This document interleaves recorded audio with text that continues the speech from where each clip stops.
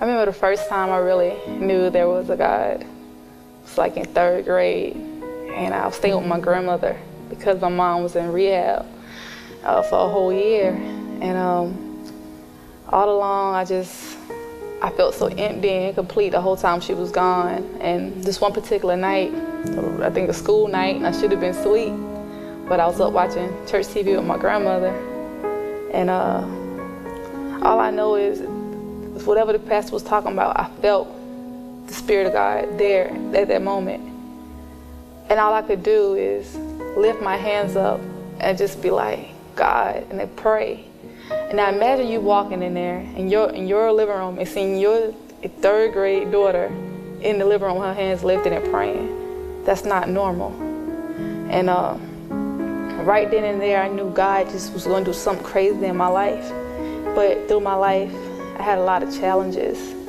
I guess the time I got about in middle school, that's when I started seeing what the world was about. What the world had to offer, like drugs, sex, all type of things. And all I could do is felt like all I could do is just follow the crowd and do what the crowd wanted me to do. So I started smoking weed, started drinking alcohol, started having sex, and it just felt like my life went downhill all in one day. That's how it felt.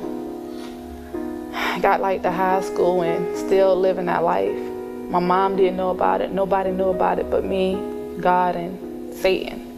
Because he was telling me everything I was doing, it was all right. It was good. It was good for me. It made my flesh feel good.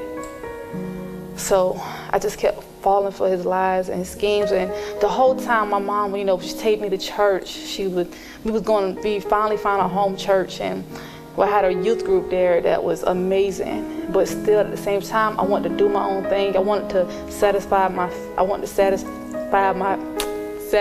flesh. So I continuously drinking, smoking, having sex. And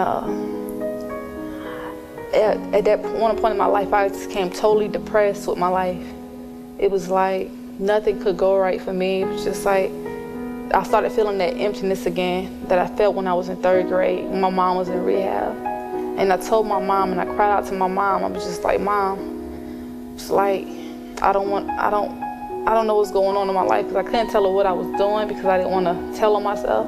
But I just told her I was feeling empty, and she just told me, she encouraged me, Toya, you just need to get a relationship with God really for yourself. I mean, I pray for you, and you know what I'm saying, but it's nothing like having your own relationship with God. So I met this woman. She became my mentor, and after she became my mentor, my life started to change. She started to shape me into being a godly woman, and I just thank God for that.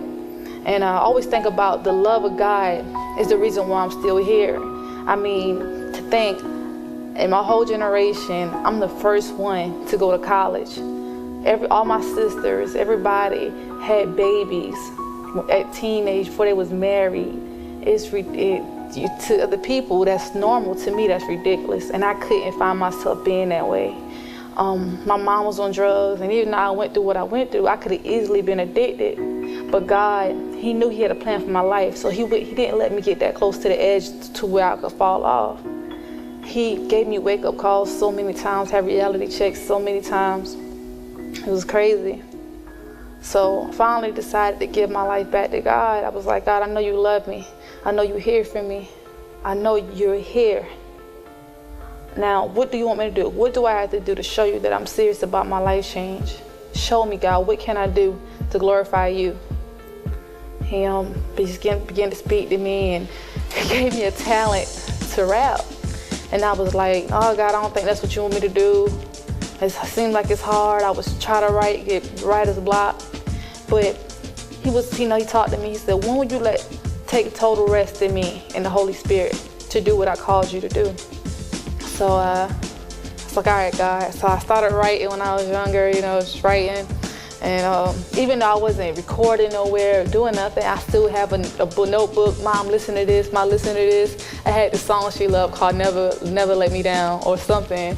And she would love that song. She would make me sing it all the time. We get in the car, so hey, do that song, do that song, do that song. So then right then and there, I knew I had a calling to do music. And I was like, all right, God, this is my calling. I'm going to do it. I'm going to be the best at it. So God opened the door for me to be able to do music. And so now I'm doing it and I'm loving it. I just thank God for the opportunity. It's an honor for me to even be here right now. I'm excited about the future, everywhere God's taking me, man. I just thank God for His mercy, His grace, His love, man, because without Him,